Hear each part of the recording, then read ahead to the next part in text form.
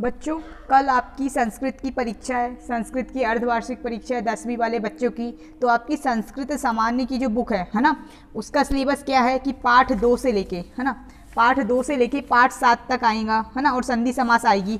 तो इस वीडियो में हम पाठ 2, आपका जो द्वितीय पाठ है संस्कृत की किताब का, न्याग्रोध वृक्ष, ठीक है, यानी कि बरगद का पेड़, ये जो पाठ है इसके हम प्रश्न उत्तर करेंगे इस पाठ में, ठीक है।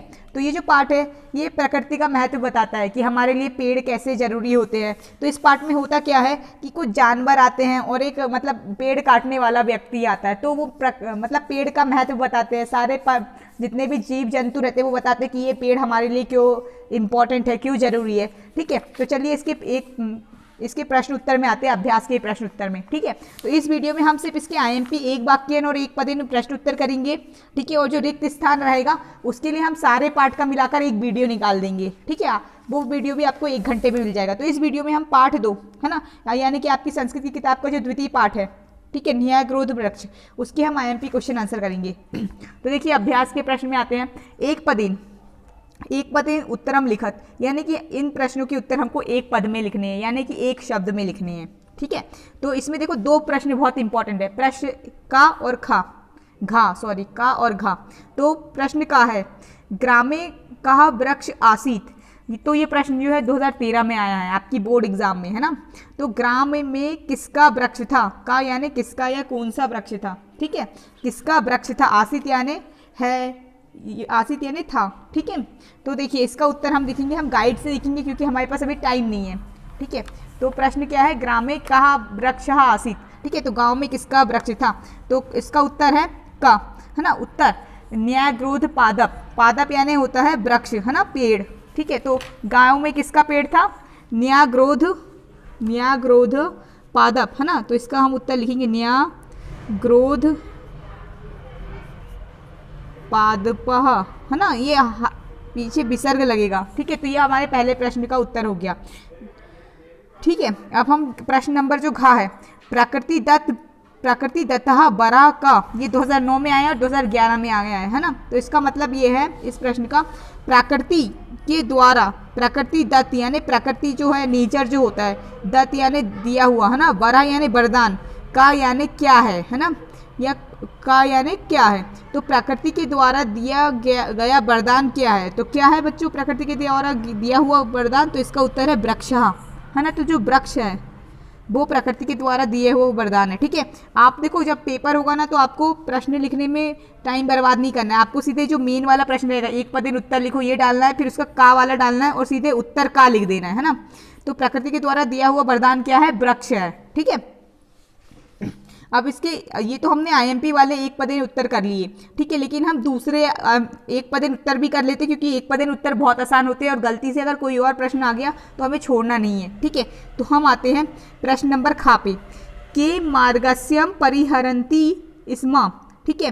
तो रास्ते की थकान, मार्गस्यस, ठीक है, मार्गयसम यानी कि मार्ग की थकान, ठीक है, दूर करता है। कौन मार्ग की थकान दूर करता है, ठीक है। जब हम लोग यात्रा करते हैं तो जो राहगीर रहते हैं उनको रास्ते में चलते चलते थकान हो जाती है, तो हमको इसे बताना है कि रास्ते की थकान कौन दूर करता है ना। तो कौन दूर करता है, जो राहगीर रहते हैं ना, जो पाथिक रहते हैं वो रास्ते की थकान दूर करते हैं। तो इसका उत्तर क्या होगा, पथिका,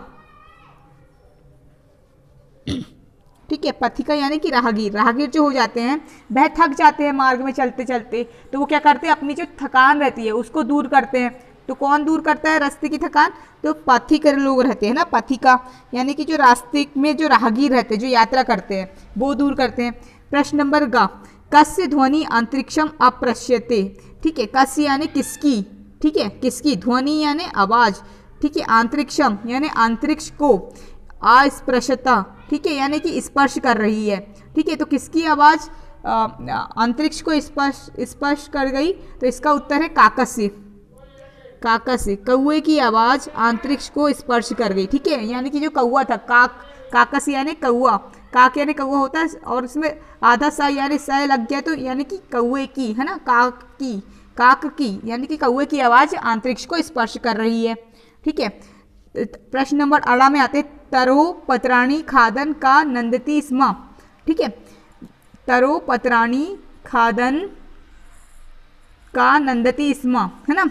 तो जो पत्ते हैं, है ना, जो पेड़ के जो पत्ते हैं, ठीक है, वृक्ष के जो पत्ते हैं, खादन यानी खाकर, कहा यानी कौन, आनंद स्म किसको आनंद आया, यानी कि वृक्ष के पत्ते खाकर कौन आनंदित हुआ, ठीक है। तो कौन आनंदित हुआ बच्चों, जो अजापुत्र था, है ना, यानी कि जो बकरी का पुत्र था, बकरी का पुत्र अजापुत्र, वो वृक्षों के पत्ते खाकर आनंदित हुआ। तो इस प्रश्न में क्या पूछा गया है, कौन वृक्षों के पत्ते, पत्राणी पत्ते खाकर आनंदित हुआ, ठीक है। तो कौन हुआ, अजापुत्र हुआ।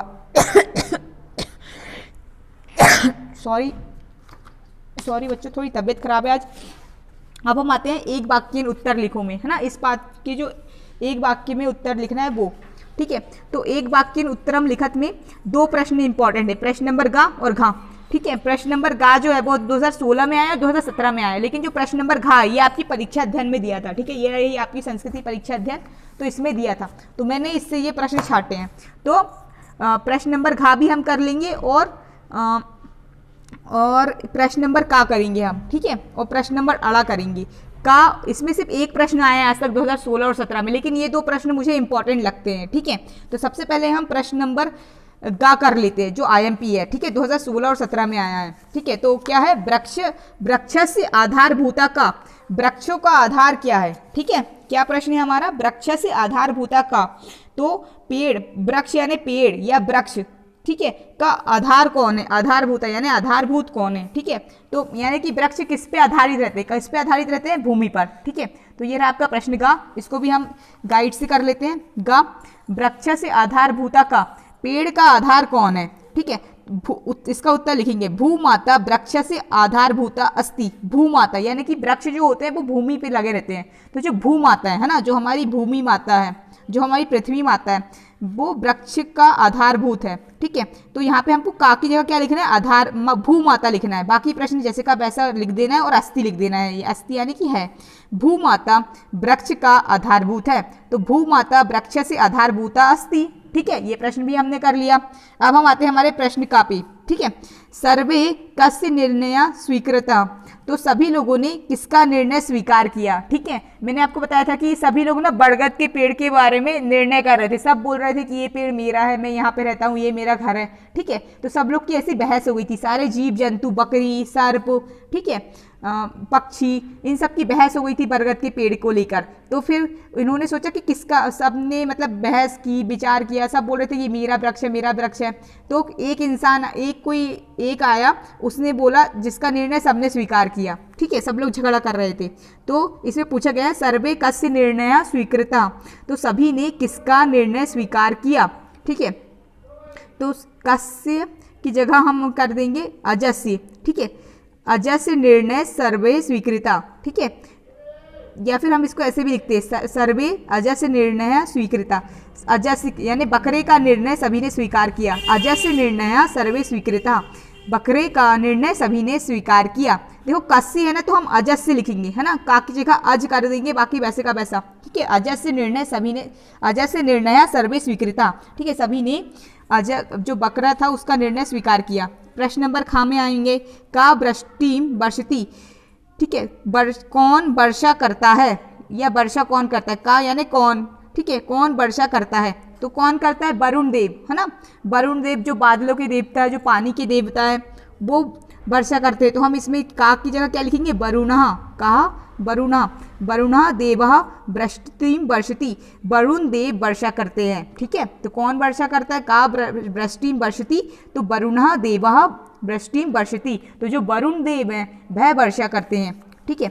गा नंबर का हमने प्रश्न कर लिया है, वृक्ष का आधारभूत क्या है, ठीक है, तो जो भूमाता है वह वृक्ष का आधारभूत है, ठीक है। अब हम आते हैं अड़ा नंबर का जो हमारा प्रश्न है, कि महत पापम अस्ति, क्या बड़ा पाप है, बड़ा पाप क्या है, ठीक है, महत पापम यानी महत यानी बहुत बड़ा पाप, महत पापम, ठीक है। उत्तर वृक्षाणाम छेदम महत्या पापम अस्ति, वृक्ष को काटना, छेदना यानी कि उसमें छेद करना या काटना, वृक्षाणाम छेदनम महत पापम अस्ति, ठीक है, ये महत्यापम पापम की जगह आप महत पापम भी लिख सकते हैं, ठीक है। वृक्षाणाम छेदनम महत पापम अस्ति, तो वृक्ष में छेद करना या पेड़ को काटना, वृक्ष को काटना सबसे बड़ा पाप है, ठीक है।